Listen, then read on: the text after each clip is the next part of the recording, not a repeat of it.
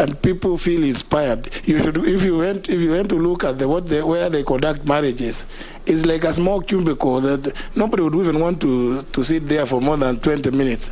You feel that you might find the cockroaches around. It's very pathetic. Mr. Chairman, there was a question by the Honorable Kosing, member for Pokot South, on the summoning of CSs. I think there is no conflict, because Article 125 talks of either House of Parliament or its committees can summon any person to appear before it to give information or evidence. Now, remember the argument, Mr. Chairman, which I have been raising over the years, has been when it says either House of Parliament, where does the House of Parliament sit? It sits in plenary. It's because there was the issue of committees. So I think all we need to do is just organize ourselves a little bit well, so that everybody sticks to their mandate. I know the question being raised by the member for Pokot South is one that he has witnessed a lot of problems in dealing with. But I believe, Mr. Chairman, with you as a speaker, we will see a situation in which people stick to their lanes, so that what is for the National Assembly is the National Assembly, and what is for the Senate is for the Senate. But should there be concurrent, because there are those issues which are concurrent, the CSA should feel free to appear before both houses. Mr. Chairman, finally, there was a question raised by the member for Saboti, the Honorable Khamisi. It's like, of this system, is it working? Is the presidential system working? I think, given that we've had this constitution for the last 12 years or so, it is still work in progress.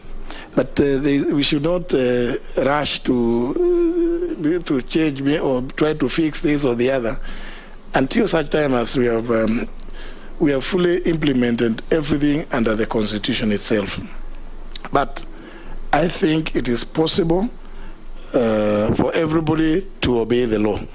The Honorable Khamisi, Mr. Chairman, was concerned about the executive particularly not respecting the other arms of government, the judiciary and parliament. But I want to say, well, sometimes it could be a matter of body chemistry. That maybe somebody felt that certain decisions were not favorable. But of course, the rule of law demands that whatever has been pronounced by the judiciary should be obeyed until annulled. If it hasn't been annulled, the executive has no option but to obey it. So the same should be, especially, and I intend to really ensure this is followed, reports of parliamentary committees, because if we don't implement them, then it means that we are wasting taxpayers' money getting committees of the House, and the House coming to adopt those reports and make certain findings. I think it's only fair that there should be a mechanism. I know in the past there used to be something which was called Treasury Memorandum on Implementation of Past Reports. I think we should go back to that, so that Parliament also is seen to be, so that whatever it is Parliament does is not seen to be acting in vain.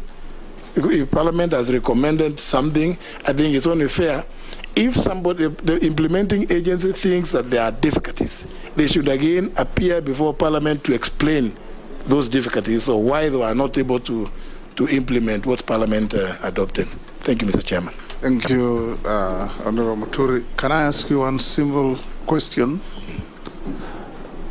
You and I have a history of having been magistrates, and when we were, you may recall, at 9 on the dot, you are on your bench.